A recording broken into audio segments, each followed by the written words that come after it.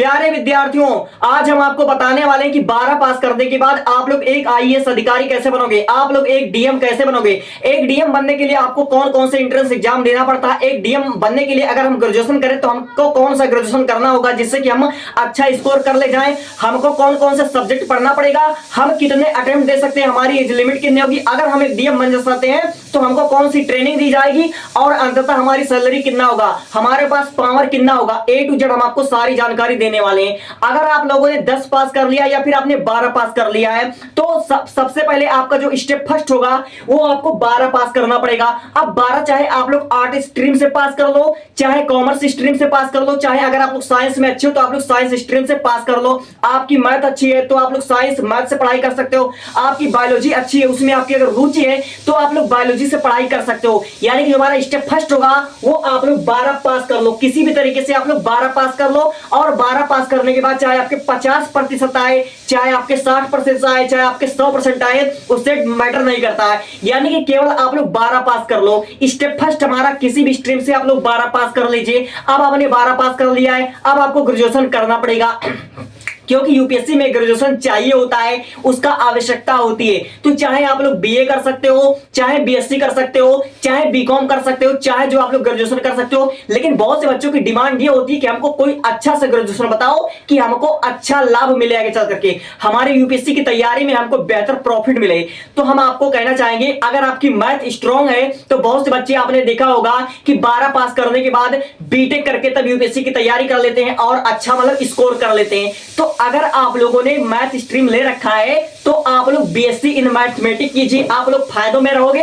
अगर आपने biology stream चुन रखा था या आपने कॉमर्स लिया था या आपने आर्ट लिया था तो आप लोग आर्ट से आप लोग बीए कर सकते हो, ठीक है, बैचलर ऑफ आर्ट कर सकते हो। इससे आपको बहुत फायदा होगा। यानी कि आप लोग या तो बीएससी इन मैथमेटिक्स ही करना, बीएससी इन मैथमेटिक्स कर सकते हो, बीए कर सकते हो, और बहुत से बच्चे बीटेक तक करते हैं ग्रेजुएशन में, तो आप लोग ग्रेजुएशन कर सकते हो। तो ग्रेजुएशन में आपको जो मर्जी वो कर सकते हो, लेकिन सबसे बेस्ट मैंने बता दिया, अगर आर्ट के स्टूडेंट हो, बायोलॉजी के स्टूडेंट हो तो आपको बीए सबसे बेस्ट रहेगा। अगर मैथमेटिक्स के स्टूडेंट हो तो चाहे आप लोग बीटेक कर सकते हो, चाहे आप लोग बीएससी इन मैथमेटिक्स कर सकते हो। अब मैं ऐसा क्यों कह रहा हूं, क्योंकि सीसेट के पेपर में आप लोग जब सीसेट का पेपर देने जाओगे तो वहां पर आपको मैथ मिलेगा, मैथ, इसलिए कह रहा हूं कि वो आपके लिए सबसे बेस्ट ग्रेजुएशन हो सकता है। तो आप लोगों ने ग्रेजुएशन भी कर लिया, ठीक है, आपने 12 पास किया, आपने ग्रेजुएशन किया। अब ग्रेजुएशन आपका 3 साल का होता है, बीटेक आपका 4 साल का होता है। आप लोगों को यहां तक समझ में आ गया आपको। अब क्या करोगे, यूपीएससी की तैयारी आप लोग स्टार्ट कर दोगे। अगर आपने बीए बीएससी या कुछ करोगे तो 12 के साथ ही आप लोग यूपीएससी की तैयारी शुरू कर सकते हो। इससे आपका मतलब पहले अटेम्प्ट में आपका मतलब क्लियर हो जाएगा, आपकी तैयारी और अच्छे से होगी, ठीक है। तो आपको क्या करना है, यूपीएससी की तैयारी शुरू कर देना है। या तो ग्रेजुएशन के साथ ही शुरू कर दो या ग्रेजुएशन के बाद शुरू कर दो। अगर ग्रेजुएशन के साथ शुरू करते हो तो बहुत फायदे में रहोगे, ठीक है। तो यूपीएससी की तैयारी हम शुरू तो कर देंगे, लेकिन इसका हमको एग्जाम पैटर्न तो बता दो। तो यूपीएससी की जो परीक्षा होती है वह 3 चरण में होती है। सबसे पहले हमारा होता है प्रीलिम्स का परीक्षा। ये प्रीलिम्स का परीक्षा क्या होता है, ये पहला चरण होता है, और दूसरा होता है मेंस का परीक्षा, और तीसरा होता है इंटरव्यू। यानी कि आपको यूपीएससी में 3 अटेम्प्ट मतलब 3 चरण आपके होते हैं। ये पहला होता है प्रीलिम्स, दूसरा होता है मेंस, तीसरा होता है इंटरव्यू। यानी कि आप अगर इन 3 सीढ़ियों को क्रॉस कर ले जाते हो तो आप लोग एक आईएएस अधिकारी बन जाओगे और किसी ना किसी डिस्ट्रिक्ट में आप लोग सेटल हो जाओगे। तो भैया हमको ये बताइए कि प्रीलिम्स क्या होता है। तो प्रीलिम्स जो एग्जाम होता है इसमें आपके टोटल 2 पेपर होते हैं। 2 पेपर कौन से होते हैं, पहला होता है आपका जीएस यानी कि जनरल स्टडी होता है, और दूसरा आपका होता है सीसेट का पेपर। और इन दोनों ही पेपर में आपके 100 क्वेश्चन होते हैं और आपको 2 घंटे का टाइम मिलता है, और दोनों मिलाकर आपके 400 मार्क के क्वेश्चन होते हैं। जनरल स्टडी और सीसेट दोनों का मिलाकर के आपको 400 मार्क के क्वेश्चन होते हैं और 2-2 घंटे का आपको टाइम मिलेगा। 2 घंटे का टाइम आपको जीएस में भी मिलेगा और 2 घंटे का टाइम आपको सीसेट में भी मिलेगा। 100 क्वेश्चन होंगे, 2-2 घंटे का टाइम मिलेगा, 400 मार्क का क्वेश्चन होगा। अगर आप लोग इसको क्वालिफाई कर लेते हो, अगर प्रीलिम्स क्वालिफाई कर लेते हो तो आपको मेंस के लिए बुलाया जाएगा। अब मेंस क्या होता है, तो मेंस में आपके 9 पेपर होने हैं। मेंस में आपके 9 पेपर होने हैं, और जो 9 पेपर होगा वो आपका 1750 मार्क का होगा और 3 घंटे का आपका होगा। यानी कि आपको प्रीलिम्स में 2 पेपर देने होंगे और मेंस में आपको 9 पेपर देने होंगे।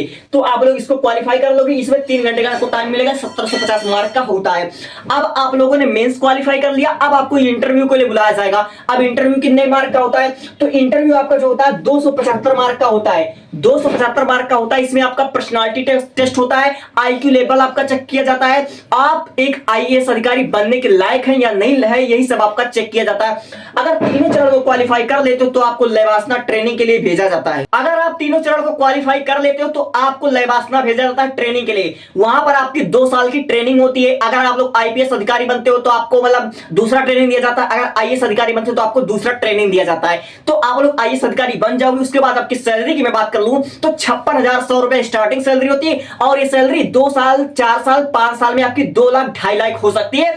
और मैं बात कर लूं तो अगर आप लोग एक आईएएस अधिकारी बनते हो तो आपके पीछे 15 से 17 आपके मतलब सिक्योरिटी गार्ड्स होते हैं। कोई आपका ड्राइवर होगा तो आपको एक गवर्नमेंट होम मिलता है, आपको एक गवर्नमेंट गाड़ी मिलती है, आपको हॉस्पिटल की सुविधा मिलती है। यानी कि एक आईपीएस अधिकारी बनना या एक आईपीएस अधिकारी या आईएएस अधिकारी बनना बहुत सौभाग्य की बात है।